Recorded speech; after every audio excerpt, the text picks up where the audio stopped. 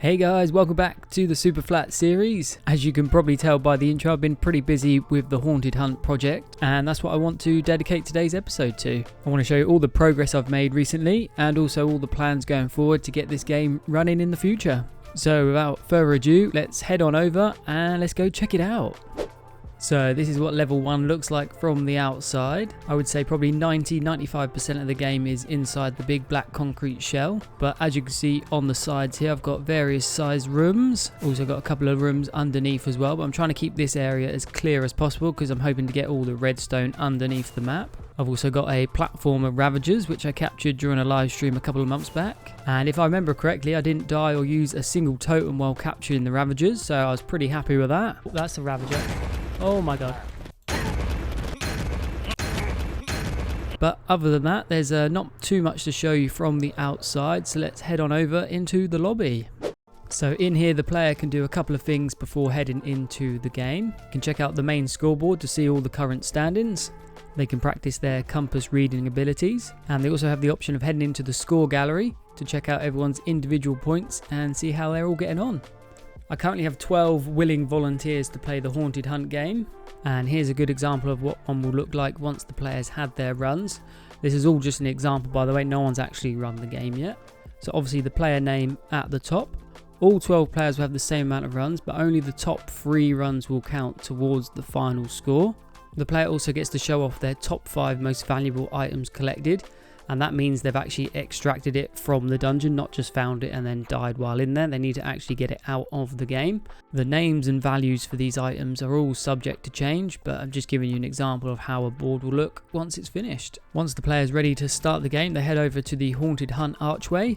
There's a couple of things I need to do. Just need to set their spawn, remind themselves of the 3 golden rules. Do not harm the mobs, do not break the blocks, no armor, no items when entering the game. I am planning on making a quick tutorial video on how to play the Haunted Hunt game. There's 2 main reasons for this. One, a board full of signs is a little bit too wordy and could get a little bit confusing. And secondly, the tutorial video is going to be pretty handy for the viewers as well, so they know what's going on. So when they're watching the players do their runs, they actually kind of understand and know what the players' goals are. So once the player has set their spawn, gone through the golden rules, they're good to walk on the pressure plates and head into the game.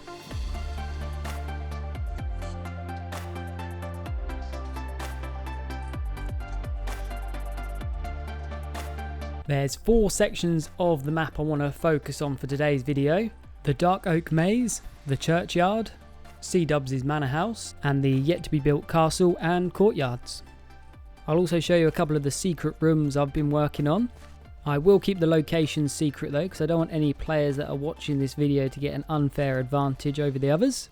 But first, let's head on over to the Dark Oak Maze.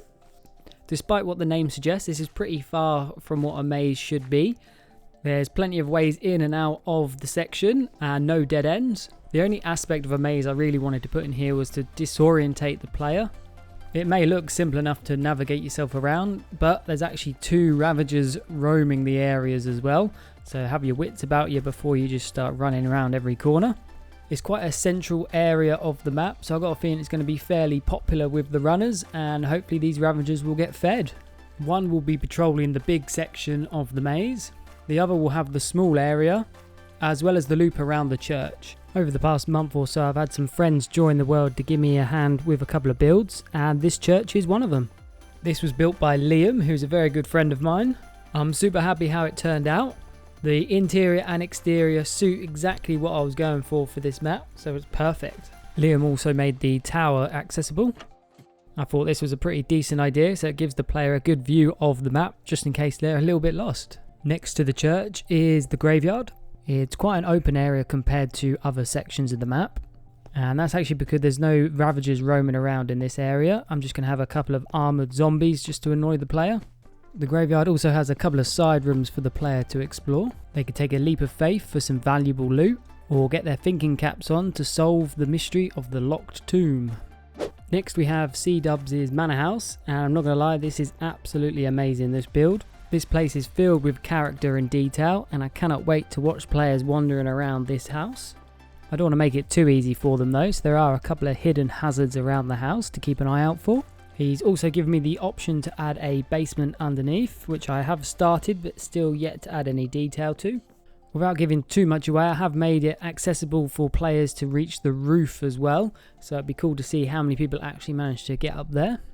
I've actually got a funny story about this build. I gave C-Dubs the length and width of the space available for him to build in, but I'd completely forgot to mention to him the height measurement.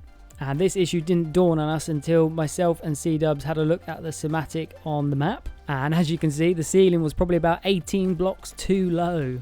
C-Dubs was more than happy to go back to the drawing board and redesign the house. But because it was my fault and I'd already fallen in love with the build, so I decided to get rid of the ceiling, increase the exterior walls by another 20 blocks, and then rebuild the new ceiling over the top. I actually haven't counted how many hidden rooms there are across the map. If I had to guess, there's probably around about 9 or 10. Some are fully complete and good to go, some I haven't even started, and some are somewhere in the middle. So let me just show you a couple of them, just so you know what to expect. Secret room number 1, number 2, number 3, and also there's a secret sewer system. The next 2 rooms were made by a good friend of mine called Josh. He's a well-respected member of the SUPERFLAT community, so it was really good having him on this project. He's also my main player tester, so once this game is fully built, he'll be doing some runs and hopefully you'll see him on the channel very soon. He built me an overgrown camping spot and also this awesome lab which is tucked in a little corner of a cave. Just like C-Dubs and Liam, Josh understood the project and the look and vibe I was going for instantly, and I think his 2 rooms fit the game pretty much perfect. This is the final area that needs to be completed before I crack on with all the redstone. Against this giant wall here will be the front of the main castle. The castle doors are the exit to level 1, but like I mentioned in previous episodes, it is going to be locked, so they are going to need to hunt for a key before they can just exit the level. Within the castle walls, I'm hoping to build things that are linked with soldiers and armies, such as a blacksmith, a pub for all them to drink in, a training ground, things like that, just to fill up the area. And in this space here, just outside the castle walls, I'm hoping to have a market with many market stalls and probably a couple of smaller houses. If you've got any ideas for these 2 areas, jot them down, let me know in the comments down below, and you never know, your comment and your idea may make it to next episode. Unfortunately guys, that's all I'm going to show you for today. I really would love to show you the ins and outs of everything that I've built around the map so far, but I feel like it'd be so much more entertaining if you discover these little secret areas and things when the players actually play in the game. So I'm hoping you're still watching my content in a couple of months time, because I'm planning to get this playable hopefully in February time. Not too sure on the format yet, maybe live stream or highlight videos of everyone's runs, but super excited to get everyone involved. And thanks for watching guys, and I'll see you next year.